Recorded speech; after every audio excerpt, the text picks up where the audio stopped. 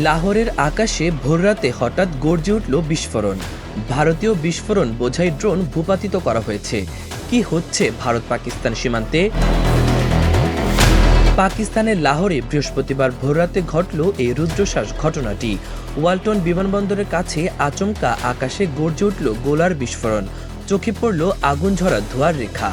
জানা গেল এটা কোনো দুর্ঘটনা নয়, এটি ছিল ভারতীয় গোয়েন্দা ড্রোন, যেটি বিস্ফোরক বোঝাই অবস্থায় সীমান্ত পার হয়ে পাকিস্তানে ঢুকেছিল।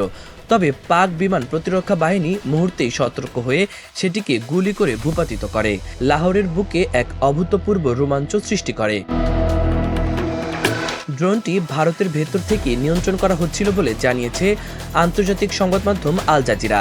এটি শুধু একটি বিচ্ছিন্ন ঘটনা নয়, এর আগেই গুজরানওয়ালায় একটি ভারতীয় ড্রোন ভূপাতিত করা হয়েছিল। বৃহস্পতিবার সকালে শহরের ক্যান্টনমেন্ট এলাকায় টানা দুটি বিস্ফোরণের শব্দ শোনা যাওয়ার পর বিমান প্রতিরক্ষা ব্যবস্থা চালু হয়। ডিঙ্গা গ্রামের কাছে পাক বাহিনী সফলভাবে ড্রোনটি ভূপাতিত করে এবং এর ধ্বংসাবশেষ উদ্ধার করে তদন্ত শুরু করে। তবে আশার কথা, এই ঘটনায় কোনো হতাহতের খবর নেই। এই উত্তেজনার মাঝেই আরও বিস্ফোরক তথ্য সামনে এনেছে পাকিস্তানের এক উচ্চপদস্থ কর্মকর্তা, যিনি জানিয়েছেন মঙ্গলবার রাতেই ভারত আজাদ কাশ্মীর সহ বিভিন্ন অঞ্চলে বিমান হামলা চালায়। সঙ্গে সঙ্গে পাকিস্তান পাল্টা আক্রমণে নামে।